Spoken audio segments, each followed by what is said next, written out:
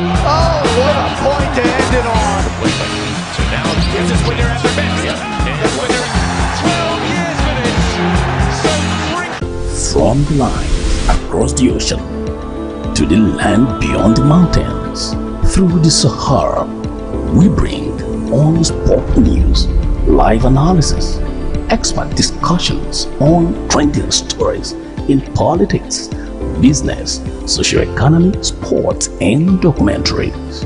So catch all the updates on the happenings around the globe. Stay focused on the fact today, only on ATN.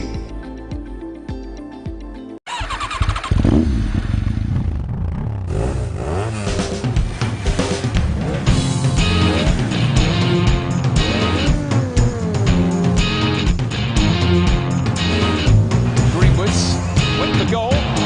Goalkeeper missed it. Right again. Oh, by Brandon. He does a right hand, and down goes the ball straight away.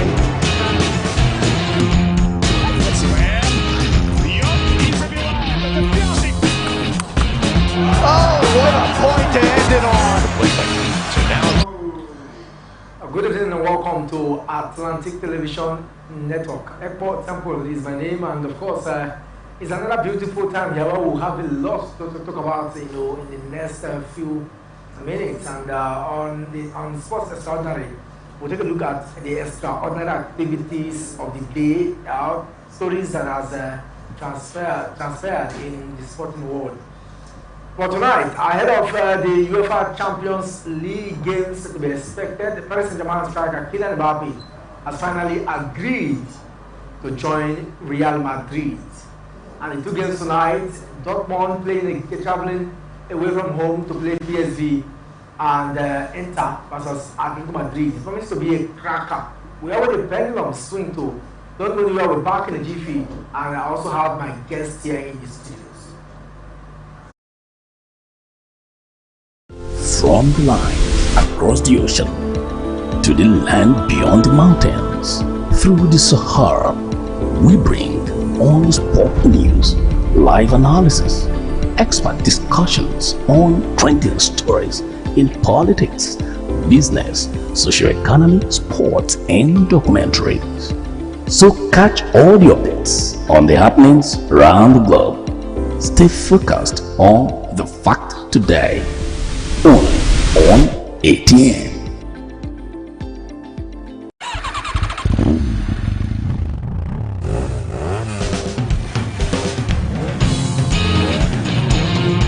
Alright, welcome back. It's the Sports Extraordinary for those joining us, and I have with me Emmanuel Michael here, the man I call the Mike Man, who of course is part of our show today. Mike, you're welcome to the show. Thank you. Good evening, Temple, and good evening to our viewers out there. A lot to talk about, but quickly let's start with the badminton news. It looks like Nigeria are doing so well, in badminton. As the president of Nigerian Badminton Federation of Nigeria, Francis Obi, is very excited about the performance of the team, especially as the Senior Badminton Championship in Cairo ended on high for the team. Yes, for me, I think the badminton, Federation of Nigeria are doing a whole lot, and on looking at their feat so far in this game where they went to participate at Cairo, far away in Egypt, I think it's a wonderful outing for them. Now, but for me, it goes beyond having a good outing out there in Cairo. When you get to the world stage, can we be able to replicate this form? The All-African game is just by the corner.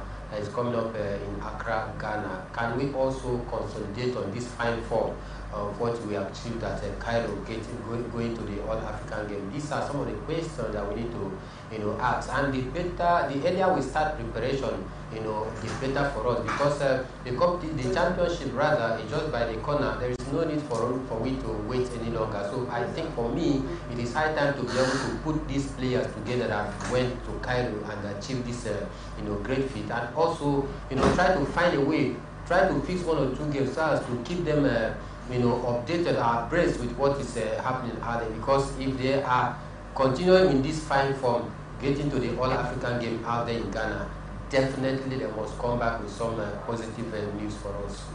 Speaking about the Badminton Championship, Oluwapo Opere playing sharp is fifth African title, and I thought back-to-back, win for him. It looks like when it comes to, singles, he is the man to beat in the male category. Yes, of course. I know Luapo is one name that ring bell when you talk about badminton here in Nigeria and Africa. Winning the title about 5 consecutive times. I think for me it's no mean feat.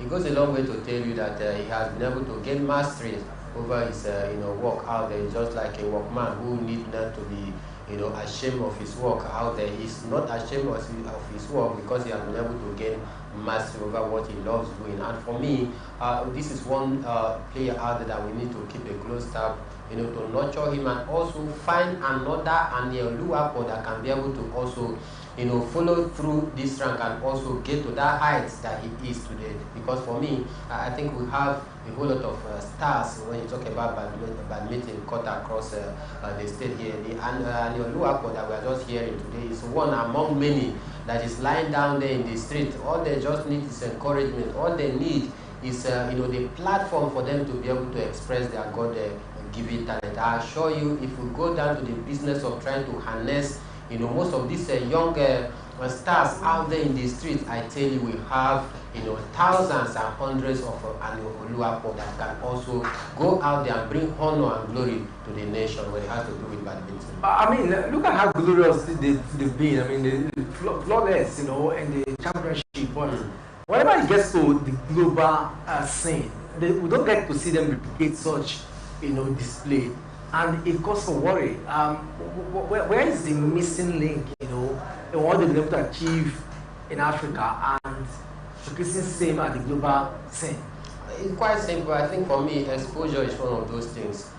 Facilities to train with some of those things. Organizational structure about, the badminton federation. These are the things that we need to look at. When you expose these players for them to get international experience, it helps them to do better whenever they go out there for major championship in the world. But if they don't have this exposure, they will be threatened when they get there to meet with their European counterpart out there. Why? Because one, they don't have the adequate facilities to train with just like their European counterpart has.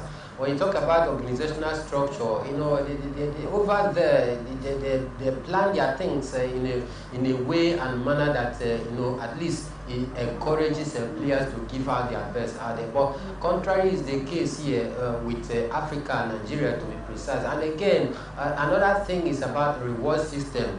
There, they have set up a standard where on how things is being done. But here, you discover that sometimes most of them go out there to do the nation pride, and when they come back, we just decide to give them handshake and all of that, not knowing that these persons in quote, they have their own needs to take care of as well. Handshake is not enough. We need to also do well to start rewarding them financially, possibly give some of them scholarship and all of that. These are the ways that you get to encourage some of these young champs out there. Give them that belief, give them that hope that indeed they are truly valued whenever they go out there and do the nation. But I tell you, with exposure, with the right facilities in place, and with a good organizational structure and the reward system, all of these things that I have mentioned, they are very, very vital toward building a very viable and a competitive, athlete in the area of badminton. Very important. We need to really do a whole lot if we must change the narrative. I mean, congratulations to the Badminton Federation. Congratulations to the players who represented us adequately at the Senior African Championship that just ended in Cairo. But we need to go one step further, do the needful, go to the global scene, showcase our strength. We have the innate talent here. We have them in abundance. Prove that Nigeria has what it takes to contend with the big names in badminton in the world. Only then can we say that we are a growing nation in badminton.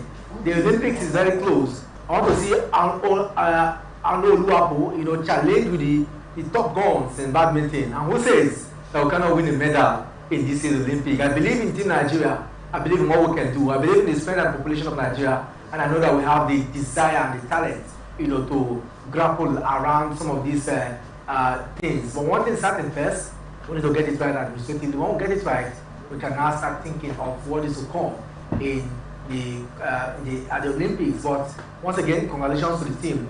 But while we talk about Team Nigeria doing so well at the badminton championship, same cannot be talked about, or still cannot be said of our team, the table tennis team, who of course traveled to Busan, South Korea, and it was a total embarrassment.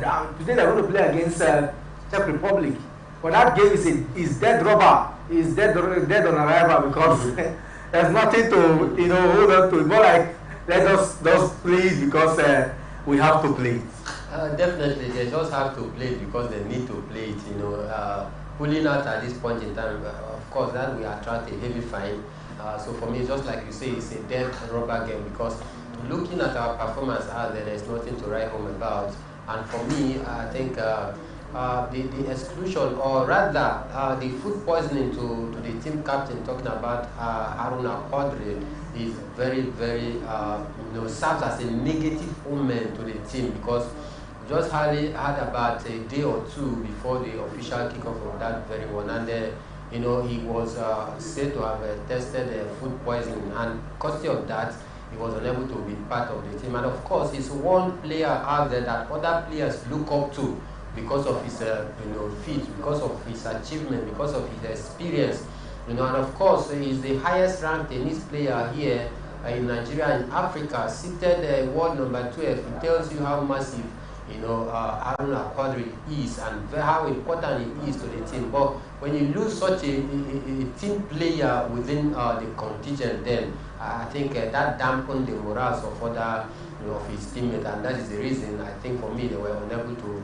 do wonders out there. In our first game, it was a walkover because we couldn't meet up. In our second game, we lost 3-1, 3-0. Second game, third game rather, we lost 3-1, and that is how bad it is for us, when we are talking about, a Nigerian contingent in the world table tennis, tournament. I think for me it's quite a disappointing one. But then we need to ask some certain questions. Does it mean that whenever Haruna Quadri is not in the mix, that other tennis players cannot come to the party? Does it mean that whenever is injured, in a major tournament, then the hope of Nigeria is dashed? These are the questions that we need to ask ourselves. And of course, for me, it shouldn't be so because we have talent cut across the world, cut across the 36 states, including the federal capital territory. So Haruna Quadri shouldn't be the only tennis player that Nigeria should be looking up to whenever we are heading for a major tournament, because we have thousands and hundreds of them scattered all across the state, like I said. So for me, it is high time that the Tennis Federation of Nigeria start putting plans in place just to make sure they harness this talent out there, give them the platform, give them the needed support for them to thrive in a game that they have the passion for.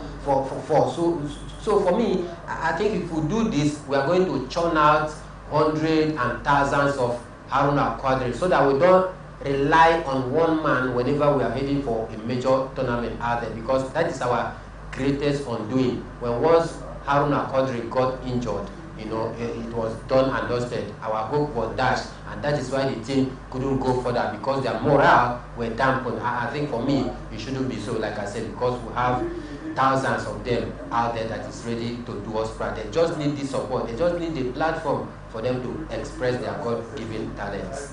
We need a platform to express God-given talent, and that's more true. More we can really look at, because when we talk about the talent that we have here, a lot of questions comes to mind. Like Otayo Marty, can we have such lads? We have them in abundance in Nigeria. Unfortunately, things aren't going the way we would have expected. I think that the federation, like you said rightly, needs to tick the boxes and see if there are areas still missing. There are vacuums, and certainly there are, because we need to really get the young lads. The part of the reason why we have National Youth Games, National Sports Festival, is to discover these raw talents, equip them, harness them, utilize them, and then groom them to become the next Haruna Quadri. But it is a step after the order, and that's the only way we can move on. I just hope that some of these things, when we look about, each competition will come back home and take a retrospective view and know where we have erred, know the missing gap. The real that day was blaming Quadrarona, and I asked myself, how do you blame Quadrarona? Quadrarona isn't part of the game, does not imply that or we should not play. I mean, if at every competition, when we are listing or inviting players, you should know that these stars are the ones who represent Nigeria. So, no, one should not be better than the other, even if we know that based on rankings, that one will be better. Yeah. But it should be the best that we have, because this embarrassment is one too many. Definitely, it's one too many that will go out there not able to win even a single game. I think for me, it's the height of national ignominy to the tennis federation of Nigeria, that's a country that claims to be the giant of Africa. You know, economic-wise and sport-wise, we are not getting this right. You know, when it has to do with the area where we need to prove that indeed we are not just a sleeping giant, but a giant that is truly alive and living up to that. Hype of the big name that we call ourselves in quote. But then for me, I think just like you say, it's quite embarrassing and a disgrace to the world of tennis when the coach begin to blame the absence of one player. I mean, these things are banned in a game of sports. Injury might occur at any given point in time, but the beauty of it is that you are not you are able to select more than one player. These are contingent. It's not just only one player before you begin to complain. There are other players that came along with him in the camp that was invited, and for me, these other players that was invited as well, they should be equal to the task, because just like you said, for the fact that Haruna Quadri is a bit ranked higher than them doesn't make much difference when once they get to that platform to challenge or compete against any other players. They should come out there to showcase the talents, the inborn talent in them, which they have nurtured over the years. For the fact that one person is not there shouldn't be the reason why we should just go there and crumble like a pack of cards, not able to win a single game. I think for me, it's quite embarrassing. And the Tennis Federation of Nigeria, they just need to go back and start thinking on how to get it right. The All African game is just by the corner. The Olympic game is just by the corner as well. So we need to go back to the drawing board, even though each time we get it wrong, we keep making mention of going back to the drawing board. But then, for me, I think if it takes us a million times for us to get it right, we must also continue to go back to that drawing board until the day we get it right before we start going back to the drawing board. So the Nigerian Tennis Federation, they just need to start doing the needful. Nigerian Tennis Federation doing the needful there, and we hope that they will. But then, let's move away from the Nigerian scene now. Let's go to boxing, where massive war of words are ongoing between Anthony Joshua and Francis Ngannou. Two-time heavyweight champion Anthony Joshua has touted Tyson Fury and played down Francis Ngannou's achievement of dropping his fellow countryman as he prepares to go one step better than Fury and stop the former UFC superstar. For whatever the reason, one is expected that when it gets to this, a bout like this, you are going to get to hear a lot. But what do you make of Joshua condemning the manner and ways Ngannou is reacting, more like countering what he's saying about Anthony Joshua getting the punch and not being able to stand? For me, these things are just normal in the game of boxing. I expect the actors that be to come up with a very big statement, making such a statement of Rodomonte, just the hype and the ingredients of the build-up while waiting for the final match day. I think for me, this thing is very usual, like I say, in the game of boxing.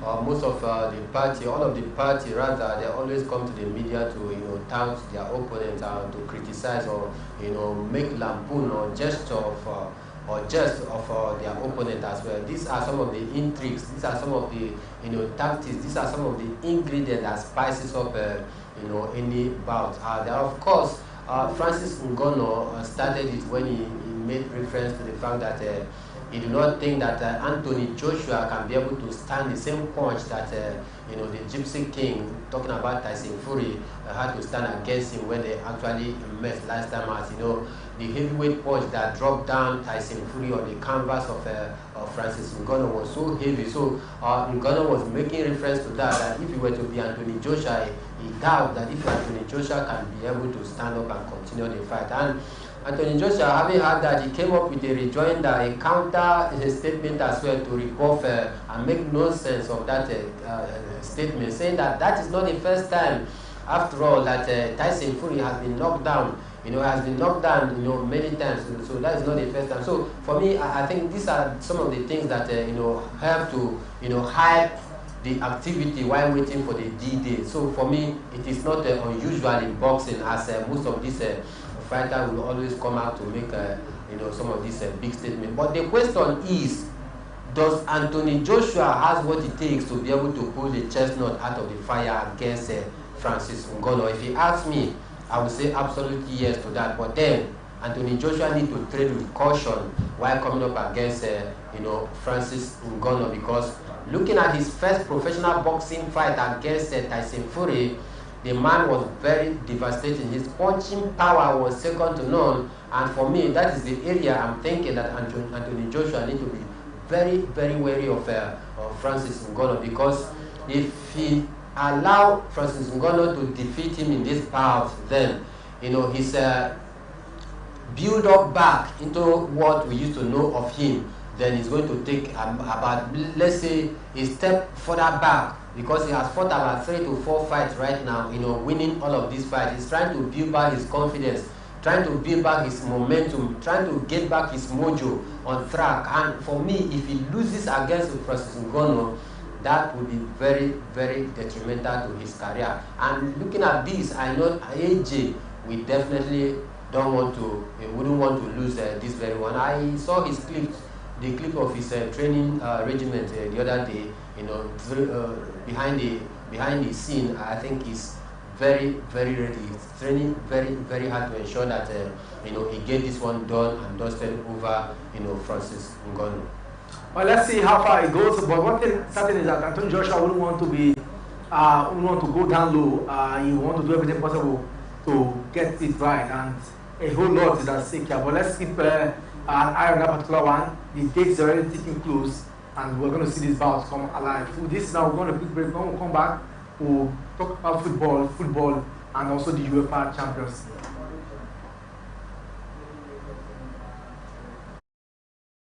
From the line across the ocean to the land beyond the mountains, through the Sahara, we bring on sport news, live analysis, expert discussions on trending stories in politics, business, socio-economy, sports, and documentaries.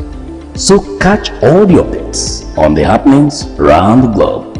Stay focused on the fact today, only on ATN.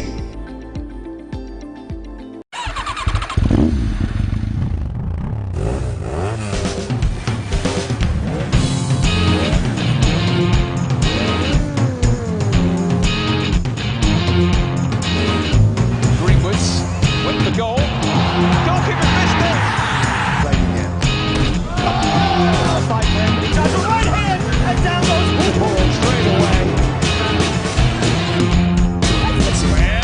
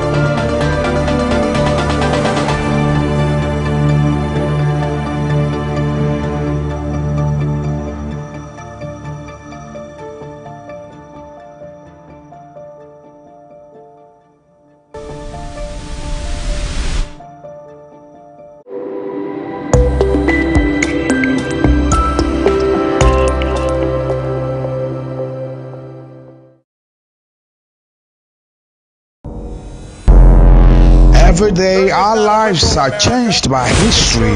We are one people, all of us. Leaders, politics, Nobody's ambition is what the blood. I have fought very firmly.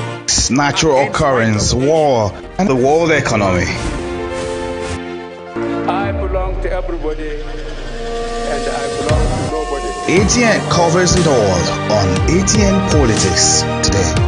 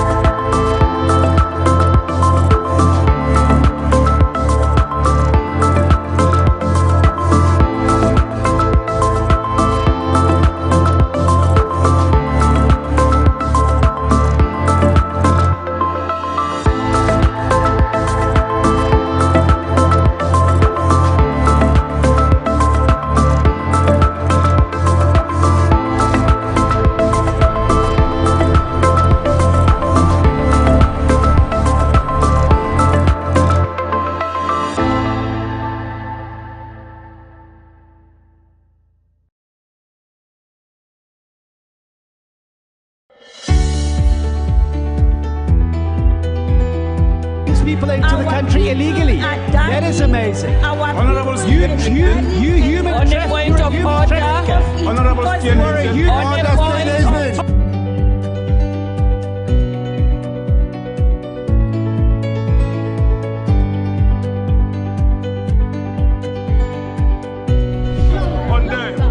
They are not picking our calls. They made up their minds. So no agreement with the EU, but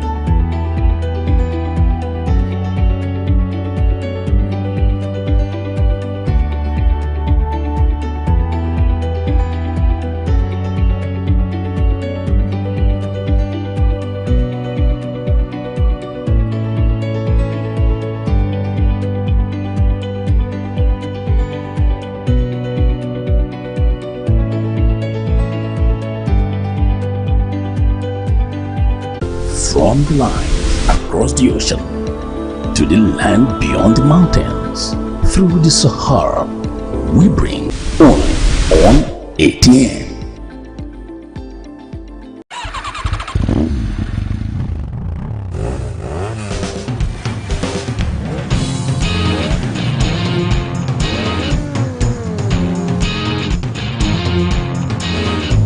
Greenwoods went for goal. Goalkeeper missed it.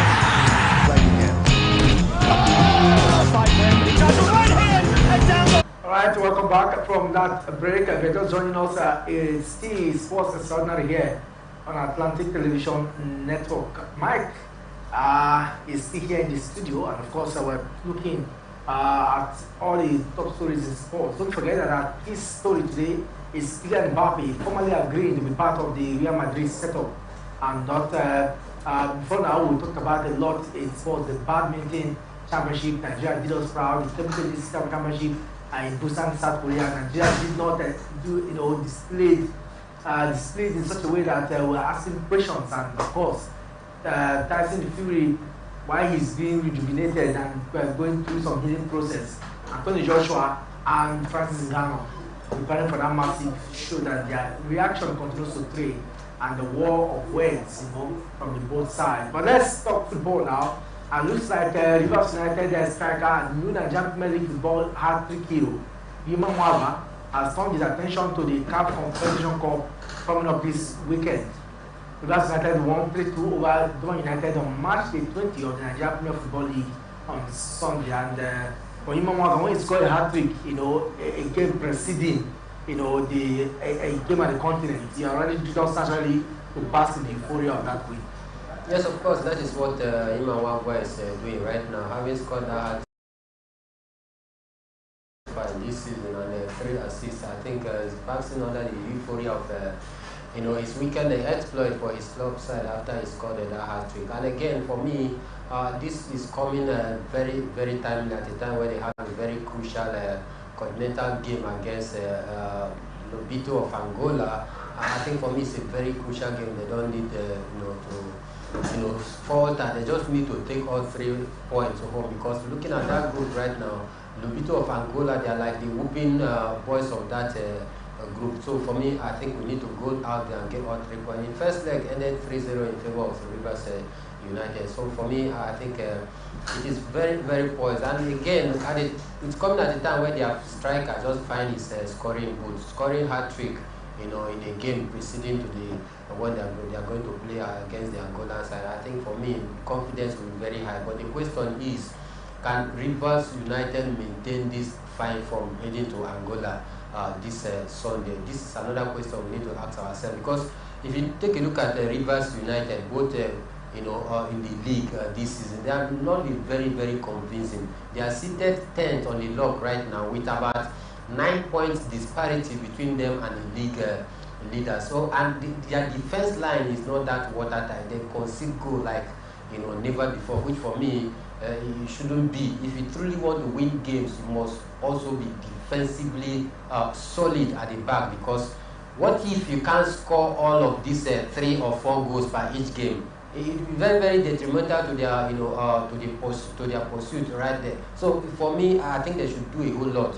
The technical team should do a whole lot in the area of their defense line, because that is the one angle I'm very, very worried. But away from that, I think Rivers United has what it takes. If they keep up with the momentum of the last game that we saw, and also improve in their defensive line, I tell you, they are going to come back with victory. And who says that Rivers United do not have what it takes to go away from home to Angola? We defeated Angola in the Nation Cup. Yeah. And we can also go away from home, and our club will get one above them. But I mean, take that for granted. They need to win their next 2 games if they must have a chance to play in the group stages of this year's competition. But Dream FC is another team that is not taking it easy at all. Dream FC have a better advantage than them. Yeah. But the good thing about Dream FC is that they're going to come play them here at home. Yeah. So they need to win this match and pass to the euphoria of winning this match to play Dream FC. So can they achieve it? It's quite achievable. It's not far away from them. But like I said, I think the area I'm worried is about their defense line. But for me, I think they should build on their last weekend victory, going to Angola on Sunday. At most, a point out there will do the job. Come back home and wait for Dream FC and get all 3 points. But for me, if you ask me, I tell you we should be going for victory out there, because like I said, they are the whooping boys of the team. If you look at them right now, they are seated at the bottom out there. Other away teams have gone there to pick 3 vital points. So what stops Rivers United from going out there and pick the same point as well? I know that the Angolan side, they will also win their loss to the Super Eagles during the just concluded 34th edition of the African Cup of Nations. They will have this revenge or the vendetta exercise in their heart, coming to also pose a stronger challenge against Rivers United. But I tell you, Rivers United has what it takes in their arsenal to be able to dismantle the Angolan side. Rivers United will come down already. I will hear that they will be moving on Thursday to Angola to prepare for this particular one. Away from that, let's talk about something very, not sharing, but DG, is the coach of the Benin Arsenals. He is very, very bitter. He talked about officiating, and he feels that what we saw last week was nothing to write him about. I think they played against Barca United, and they lost that particular one. Yeah. So that it should against Sporting Lagos, that it shouldn't have been so. But in the committee, you get to know, because it's an accusation on the referees, and we haven't seen what players in the African Cup of Nations. Nigeria would not want to place themselves in such dilemma of referees, because we should be seeing good officiating, especially with the way we ended the season, the first half of the season. Yes, of course. But another question I will call to mind is it about the coach crying foul when he does not favor him, or is it about a fair complaint that is making a salient and very acceptable course out there? But for me, I have gone back to take a look at the clips of that game, I tell you, the referee for me was 50-50. I do not think that he was siding anybody. But although if the Bendel Insurance coach have anything to say, or he has any grievances, there are channels that he can pass through and ventilate issues out, other than coming to the public to make caricature of the referees or the referee that took part in the game on that very day. There are channels for you to be able to go out there and ventilate your issue. There are ways you can be able to report what you feel that is not in consonant or not in tandem with the rules that guide the NPFL, other than coming to the public media to watch the referees association. Because I think for me, it's not just a slap on the referee that officiated that day game, but it's a slap on the Referee Association of Nigeria. And looking at what the Nigerian referee passed through this year, where not even a single member of their of the referee was part and parcel of the just concluded African Cup of Nations. I think for me, they are still nursing that injury. And again, for a coach to come up to resurrect that injury and rub more salt to it, I think they won't take it lightly. So if the coach talking about Odige had any complaint, there are ways he can be able to go and tender his issue and be looked into properly, other than coming to the public media to cause disrepute to the game, because that is what it is right now in Europe, for example, in the EPL. But what do you think? Okay, what do you think are the channels? Like you talked about Europe, I want to really see the channels that you feel you should have gone about it. Of course, there are match commissioners for every match day. If you feel that the referee decision wasn't okay, you can table your issue to the match commissioner, and from there they can take it up. Other than for you to come to the public media to be able to be saying all these things. I tell you, if it were to be a Senate climb, it would definitely be levied a serious fine. We've seen it in the EPL where referees come out to ventilate their anger. The likes of Mikel Arteta, the likes of Liverpool coach talking about Jurgen Klopp and the rest of them, they have been fined one different fine or the other. Sometimes they were cautioned not to make such a statement. Again, that if they want to make it, they have a way they should be able to channel their grievances so that they can come. So in every match day, there are certain match commissioners, that monitor proceedings and report back to the NPFL board. These are things that took place on a certain venue of so match.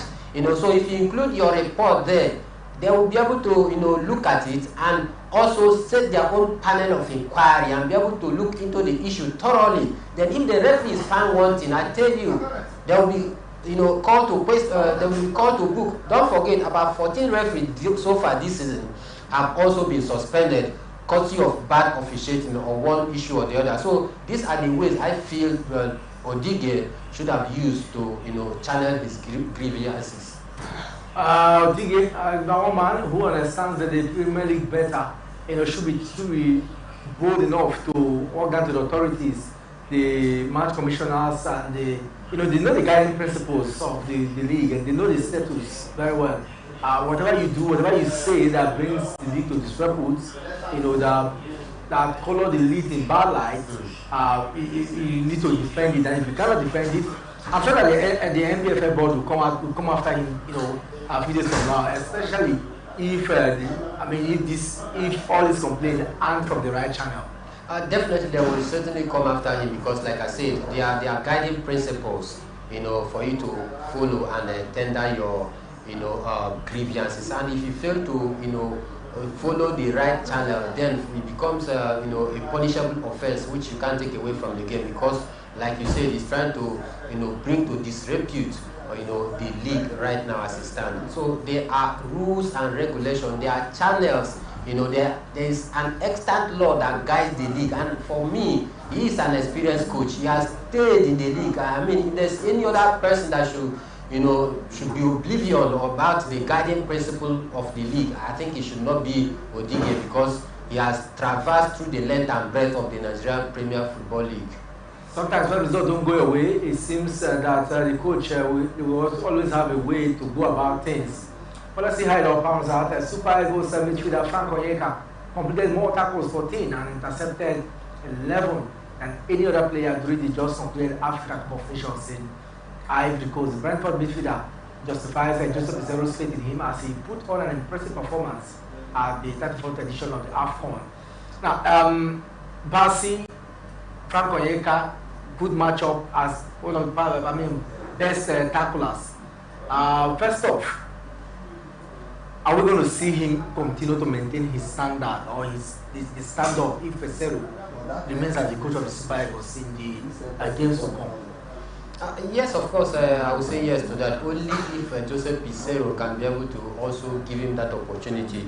Of course, leading. Well, he gave the opportunity at the AFCON. Yes, and of course he delivered. He delivered for me. But let's Wilfred Ndidi, they are not around. Yeah. Some other guys are not back. Yeah. So let's believe that maybe that could be part of the reason, because obviously Wilfred Ndidi was part of the setup. Just maybe the opportunity given to him wouldn't have been there. Exactly, and of course, for me, I think these are some of the things that players need to prepare for. When an opportunity comes, you take it. You just need to prepare and wait. And when that opportunity comes, you seize it. You take it by the horn, and that is what Frank Onyeka did when Ndidi wasn't there. He deputized for Ndidi, and not many Nigerians even noticed that Ndidi wasn't in the squad. And to start off with, there's a certain Yusuf. Yeah. Who came in the first game, and after the brilliance, we saw how good he was. But it looks like it's going to be a very tough one, because these guys will still be, because of the way they played, the midfield will be really competitive this time. And that is what we love to see in the Super Eagles squad, where every department of the team is having about 3-4 players competing for the jersey of that particular wing, whether in the midfield, in the defense line, or in the attack. We need to have 3 different players in different wings, competing for the jersey. Because for me, I think that should be the vocal point. This should be the way to go, where players will fight for the national team jersey. You don't just stroll into the camp of the Super Eagles any day and you feel that your jersey is untouchable. Just stroll in and you pick up your jersey. No, we should have this competitive nature within the Super Eagles, so that all of them will give out their best. As it stands right now, just like you said, Wilfred in the defensive midfield, Frank Onyeka, we are also having Al Hassan Yusuf. These are great defensive midfielders, which for me, anybody that gets the nod will definitely want to do everything possible to retain that jersey, and by so doing, other players want to sit up, because nobody wants to lose his his place or the jersey in the national team. So for me, I think it's a positive one for the Super Eagles going forward.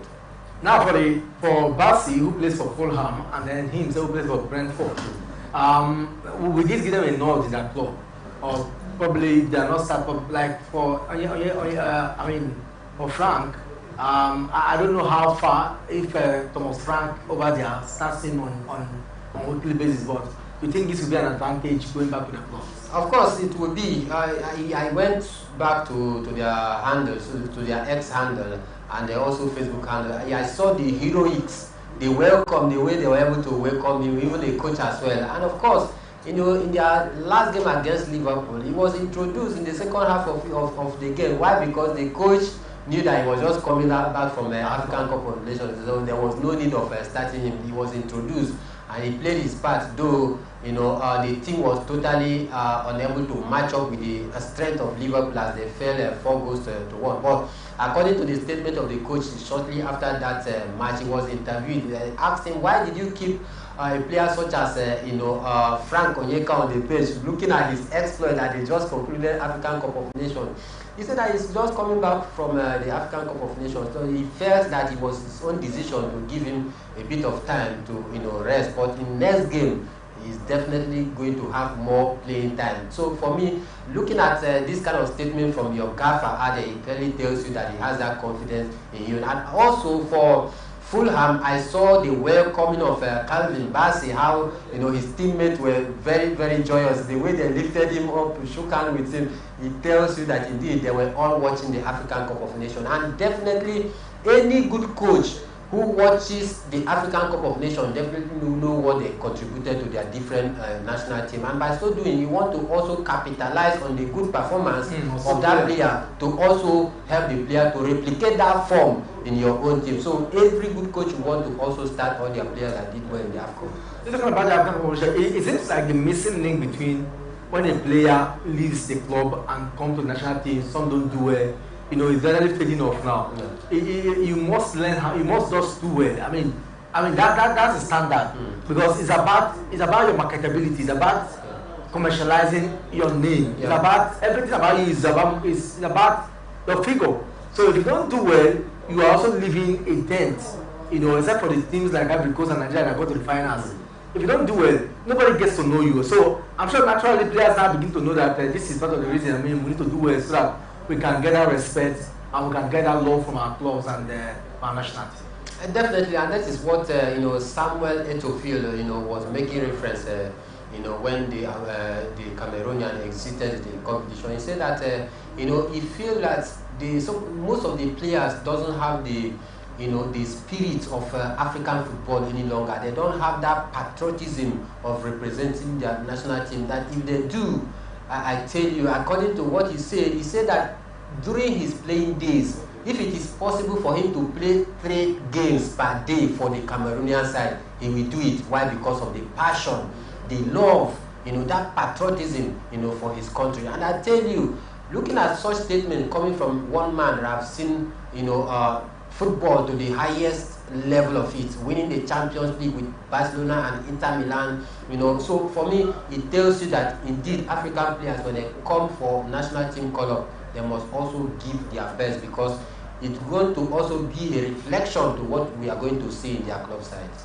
All right, and we hear that the Confederation of African Football has agreed in principle for the change of the date, of next season African Cup of Nations to be hosted by Morocco from January, February now to July, August. Yeah, for me, I think it's a nice one. A nice one in the sense that they had to take a look at the weather condition.